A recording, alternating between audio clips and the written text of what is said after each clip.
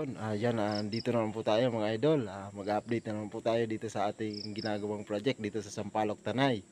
Yan, ito po yung ginagawa natin, yung fence or bakod or retaining wall. Yan, i-update ko lang po sa inyo kung paano namin yan ginawa. Yan, huwag nyo na rin po sanang kalimutan na i-subscribe at pakilike na rin po ng notification bell para lagi kayong update sa ating mga susunod na video.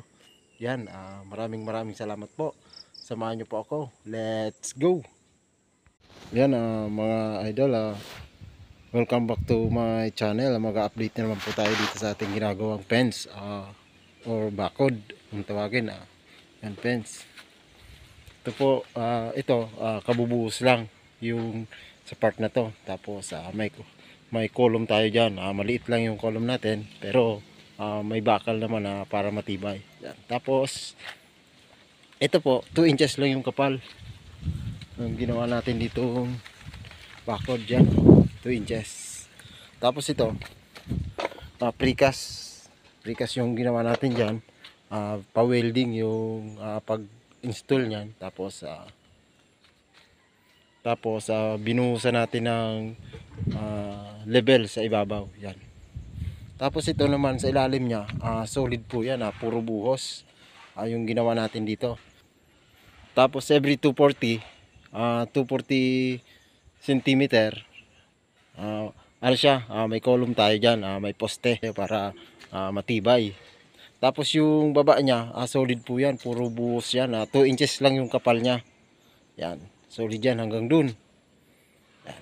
Tapos yung yung pagitan ng precast, nilagyan natin ng adhesive na lang nilagay para magdikit-dikit siya, nawala yung siwang nya. Yan.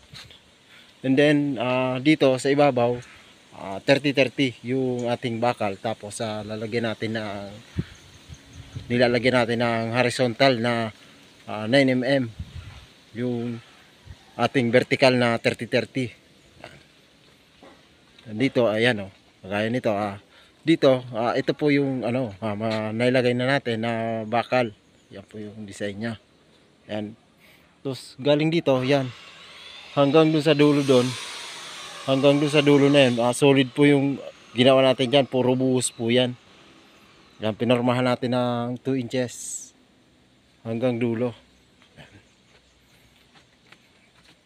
Dito ito binubuhusan pa yung mayroon tayo dito posteng isa, last dito sa may kanto, binubuhusan pa.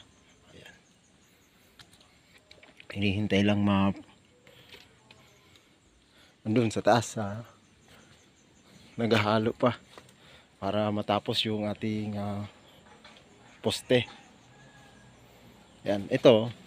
Tapos dito sa ibabaw na to, lalagyan to ng barbed wire, yung matinik, para hindi naman madaanan ng kung sino man ang aakyat.